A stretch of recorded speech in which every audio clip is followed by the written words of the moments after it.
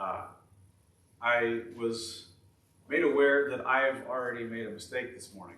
When Ann got to church, she told me that I posted on Facebook that we're starting Ephesians in our Bible reading plan. And I posted that because as I'm experiencing January, we're through about 4 weeks of the 10 that I think we're going to have.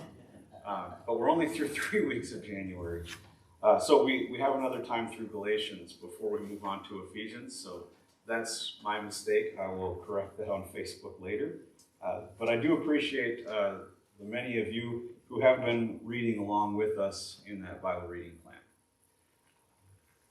Now, there are a lot of things that we just don't know about Jesus from the time that he was a baby through the time that he was growing up with Mary and Joseph, and even the period of time in most of his 20s. We just don't know a lot about that because it's not recorded for us. But there's one thing that we don't know about Jesus that I think maybe we should know, and I'm a little surprised we don't. It's a little bit of a surprise because I know they checked how much he weighed when he was born, but no one decided to write it down and tell us. We know they checked because we sing about it every year at Christmas. Away in a manger. I'm glad Kayleen's not here for that because she wouldn't have liked it. But seriously, have you ever wondered what Jesus was like as a kid? We know about his birth. It's an awesome story. It's very important to our faith. But he didn't display any personality as he was laying in that manger. And then we know a lot about his life from around the time he turned 30, in that range. In that time, he did a lot of teaching and a lot of walking and a lot of telling stories and performing miracles, healing people, casting out demons, even riling up the religious leaders who were too proud and stubborn to recognize him for who he was. And of course, we know a lot about his death and resurrection. That last one in particular is a pretty big deal. If I had to rank the top 3 things to know about Jesus, that'd be it. One of the 3 is the death and resurrection of Jesus. But we still have this big gap in his life between about age 1 and 27, give or take. So I ask, can you imagine Mary and Joseph childproofing their house for toddler Jesus? What do you think it would have been like to parent teenage Jesus? Sandy might have some ideas. She's got a teenager at the house. What do you think Jesus' first words would have been? Was he a mama's boy, or did he prefer spending time with Joseph in the workshop? I think these are fascinating questions. Unfortunately, the Bible doesn't answer them. But that doesn't mean that we can't know anything about Jesus from this part of his life. Specifically, we do get one story. It's in Luke chapter 2, from when Jesus was 12 years old. And from that one story, I think we can make some pretty good guesses about what his life was like as a child and a teen. Now, before we get to that portion of Luke chapter 2 that we'll be studying, let me catch you up on the rest of the chapter. Like I said last week, these are long chapters and we won't cover everything as we go through the book of Luke. But the beginning of Luke chapter 2 is one of the most familiar parts of the whole book.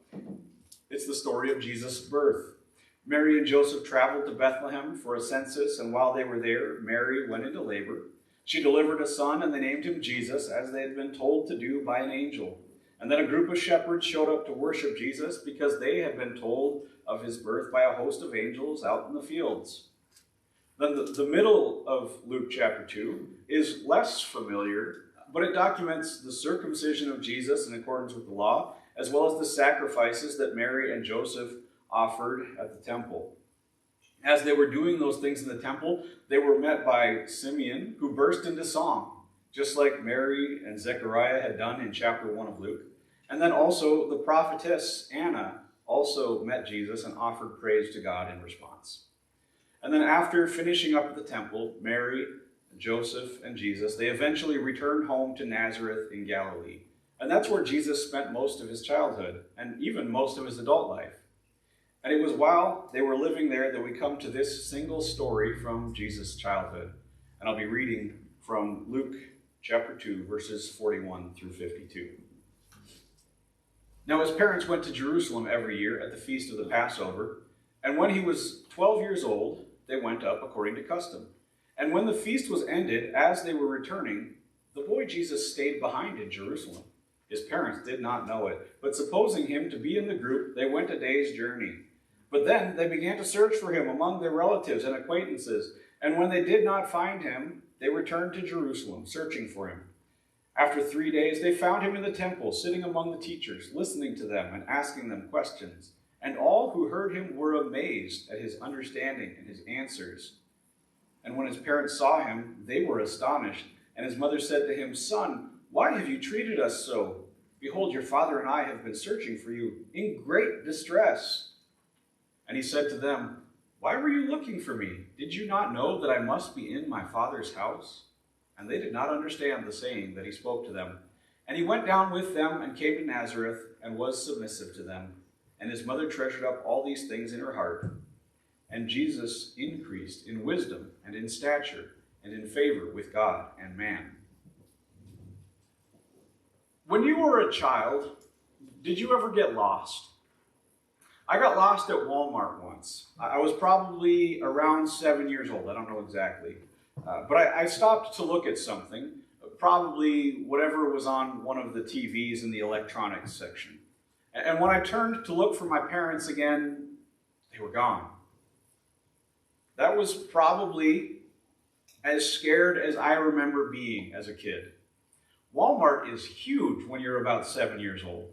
And there are so many people there. People that were all strangers, because the Walmart was 70 miles away from my house. Fortunately, someone helped me, and I was pretty quickly reunited with my parents. But as I read this story, I get the sense that Jesus didn't have quite the same reaction to being left behind by his parents that I had in Walmart. Probably some of that had to do with him being a little bit older. He was 12 years old, so he was able to think it through more than I could. But it seems to me that perhaps the bigger reason was that he was right at home in the temple. He didn't feel lost. He wasn't searching for his parents. He was in his father's house. It was Mary and Joseph who became scared and started searching. Being in Jerusalem probably wasn't the worst place to be lost. Not that anywhere is particularly great to be lost in. But if he'd been lost along the road back to Nazareth, that could have been very dangerous. Traveling at that time was not a safe endeavor. And so, being the caring parents that they were, Mary and Joseph, they were very concerned about Jesus, and they searched for him for days.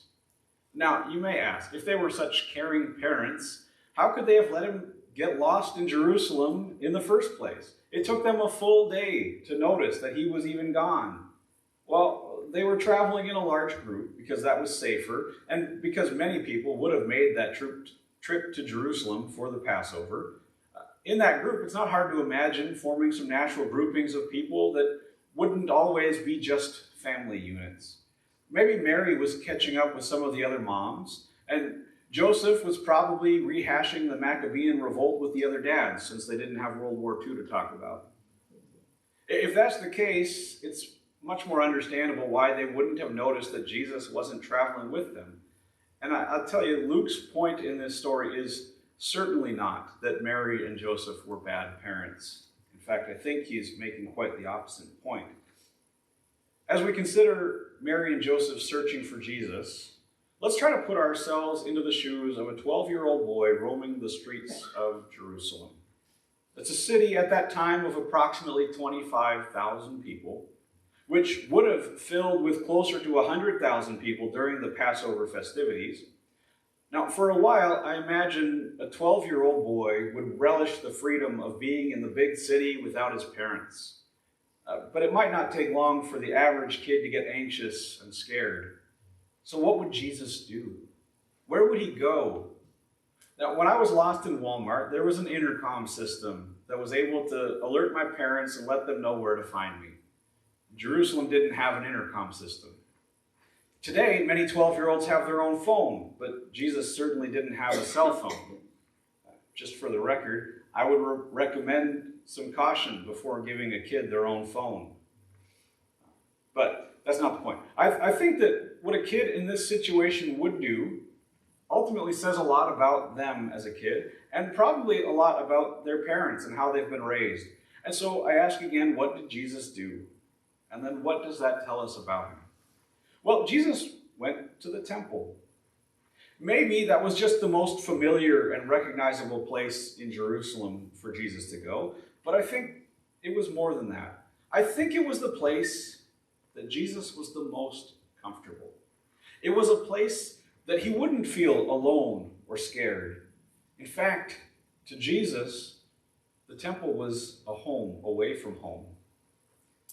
I hesitate to tell you this next story because if I keep telling you stories about me getting lost as a kid, you're going to start to think that I had bad parents, and I didn't have bad parents. But since I think this will demonstrate another point, I'll share another time that I was lost or left by my parents. This time was after church on a Sunday in Rugby where I was growing up.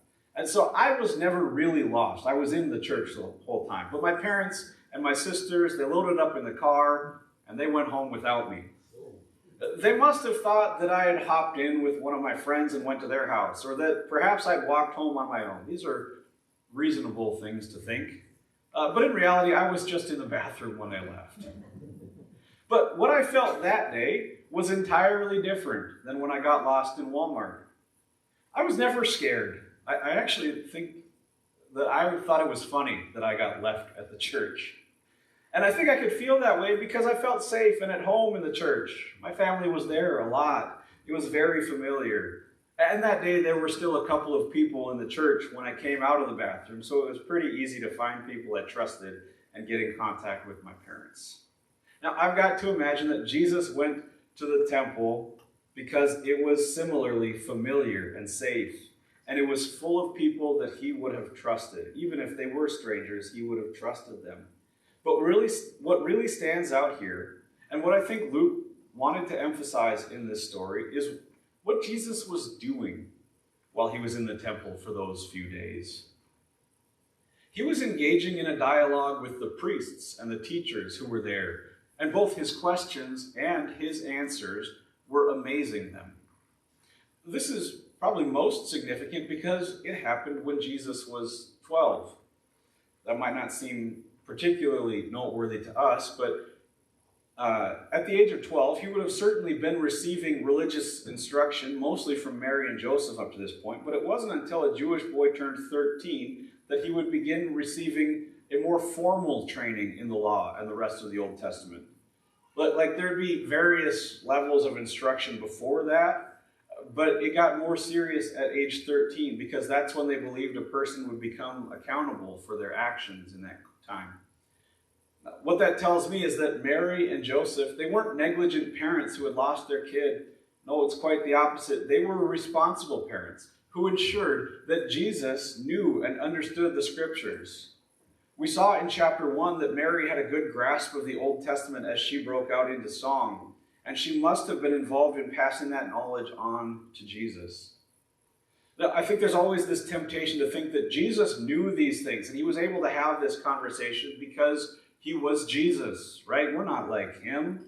But Jesus was born as a baby, like any of us. When he was born, he didn't know anything. He was completely dependent on his parents, just like any of us would have been. He had to learn, just like we did. And his parents had to teach him, just like our parents need to teach us. And we need to teach our children today. Now, that might seem like a lot of reading between the lines, based on just this short passage from Luke 2. But I think it's well justified when you consider Luke's portrayal of Mary and Joseph as being obedient and God-fearing people. As such, they would have been very familiar with Deuteronomy chapter 6, verses 4 through 9. This is a passage that would have been repeated often in Israel.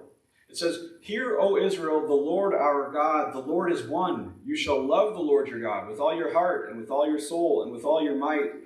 And these words that I command you today shall be on your heart. You shall teach them diligently to your children, and shall talk of them when you sit in your house, and when you walk by the way, and when you lie down, and when you rise. You shall bind them as a sign on your hand, and they shall be as frontlets between your eyes. You shall write them on the doorposts of your house and on your gates." You see, this is a clear command to teach children the Bible, specifically your own children. And Mary and Joseph must have been doing this well for Jesus to be able to have the kinds of conversations that are described here in Luke 2. And I think this is one of the big takeaways for us today. As parents, we need to be doing this. We need to let the Bible sink into our lives so much that we talk about it with our children all the time. That we talk about it when we sit in our houses and when we walk and drive along the way, when we lay down and when we rise up. This is so much more than just bringing our kids to Sunday school or church or letting them go to kids club on Wednesday afternoons and VBS in the summer. This is a responsibility for parents to teach their own children. Church and Sunday school and kids club and VBS and Christian camping during the summer, these are all things that can help us along the way, but parents have the primary responsibility to teach their own children. And kids, you have a responsibility to learn. If you can learn multiplication and division in math class, and nouns and verbs in English class, and the history of the United States and social studies, then you can learn the Bible too. It's no more difficult than any of that. And when you're older and you're learning algebra, biology, world history, and Shakespearean literature, you can certainly learn theology. It's not a scary word, it just means the study of God. You can learn that. Jesus amazed the religious leaders in the temple with his knowledge and his questions when he was 12 years old. And I have no doubt that some of you, or maybe even all of you, could amaze your Sunday school teachers, your parents, and even me with your knowledge of the Bible. By the time you're 15, I'm going to give you a few extra years since you're not Jesus after all. I think that that's probably half of the lesson we should be learning from this story. The other half, I believe, is found in how Jesus responded to his parents when they finally found him.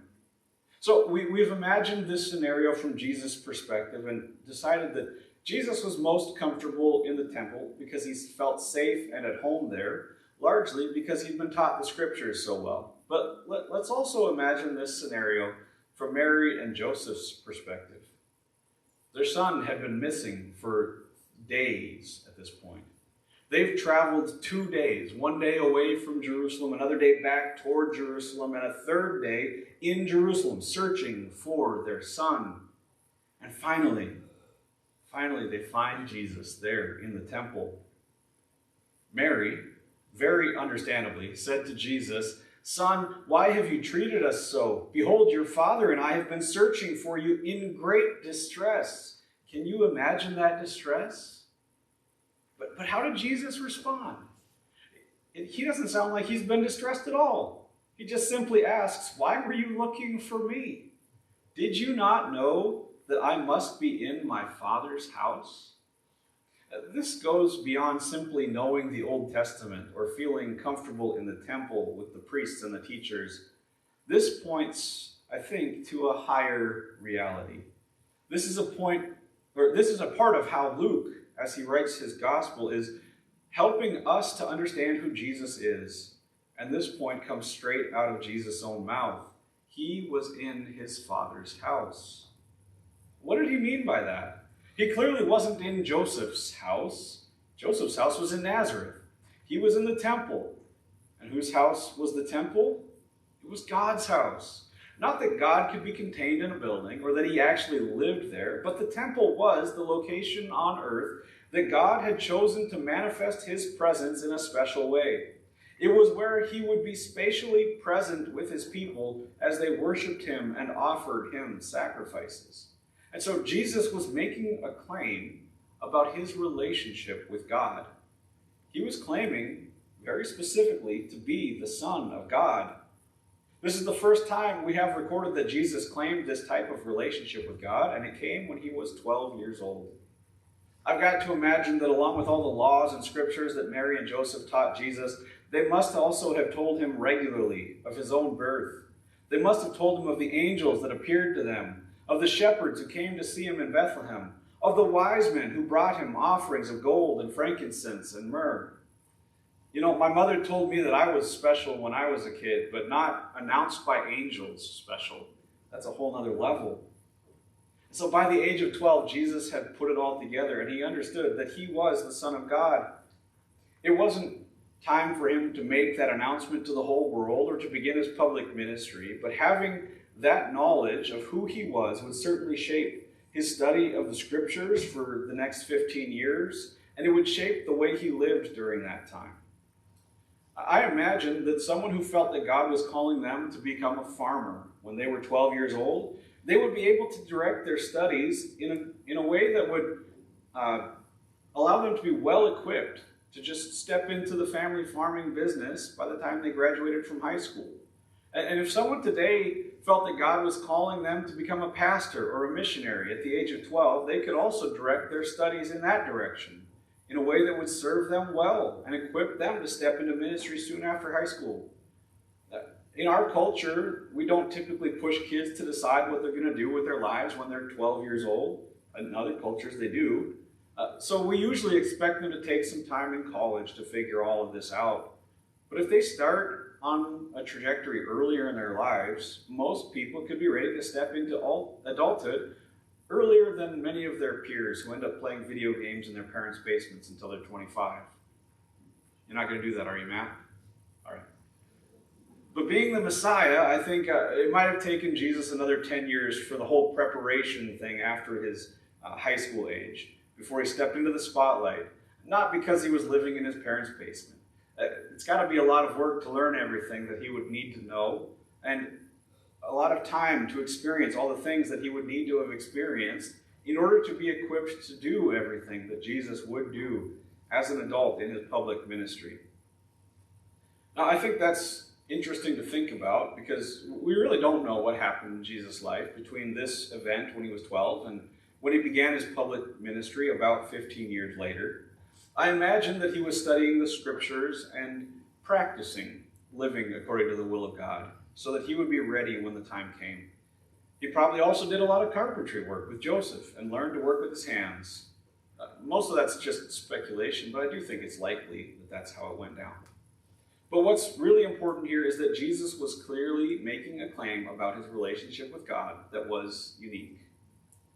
Jesus would go on to teach us to pray, "Our Father in heaven." But while we can call God our Father, that's not quite the same relationship that Jesus was referring to here. In Jesus' claim of God as his Father, he was claiming a type of equality with God.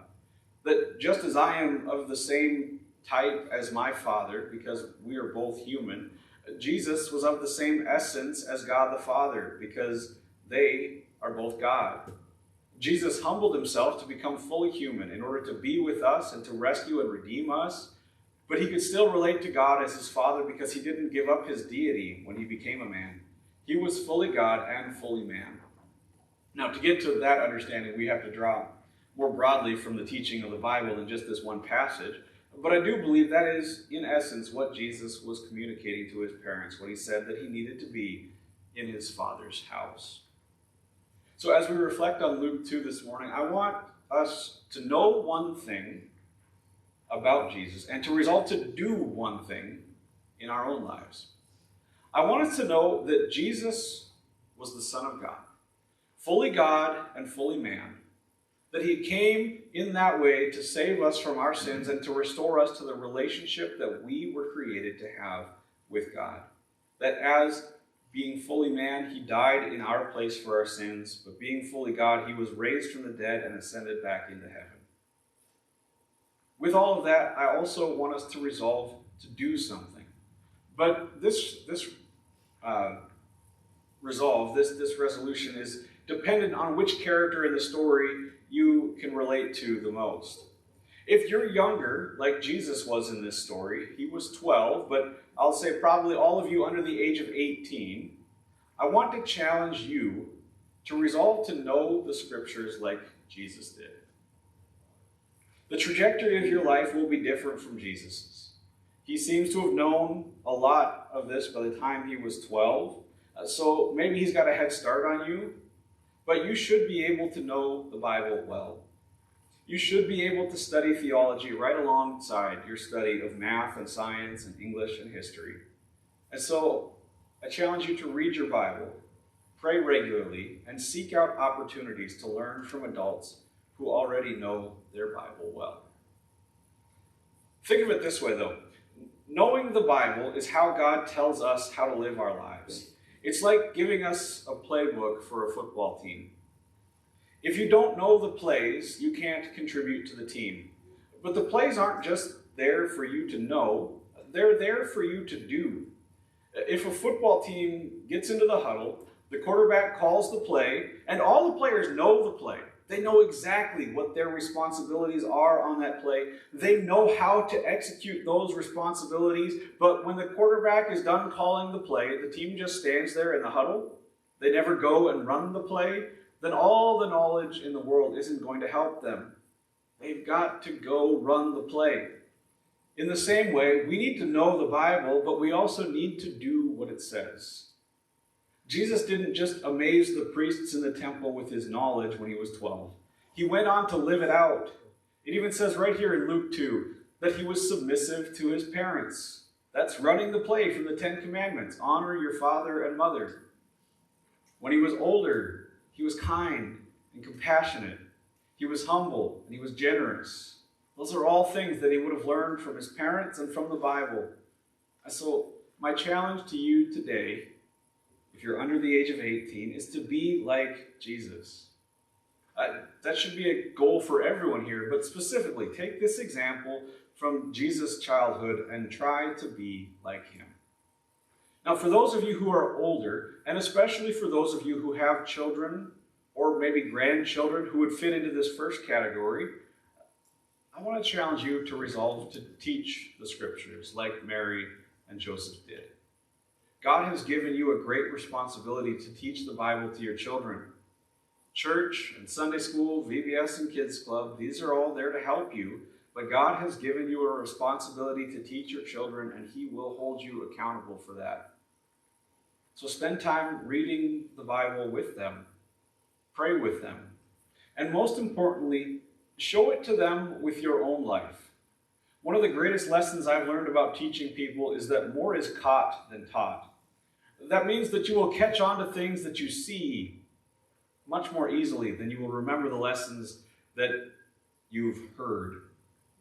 So, just like I told the kids, you parents, you've got to run the play as well. Follow the example of Jesus in his compassion and his generosity. Follow his example as he humbly gave up his own will in order to do the will of his Father in heaven. Forgive people freely. And read your Bible and pray, not just when you have that quiet time in the morning before the kids wake up and your life is thrown into chaos. Do it with them and at times that they can see you.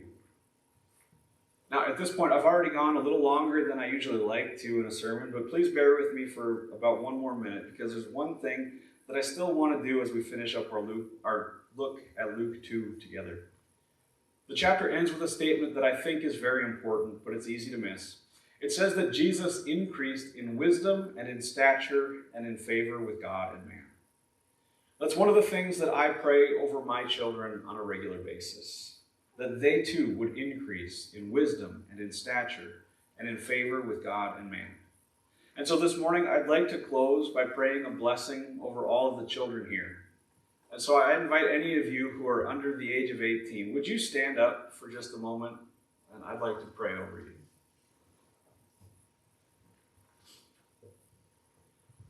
May the Lord bless you and keep you, and may he make his face to shine upon you as you grow up.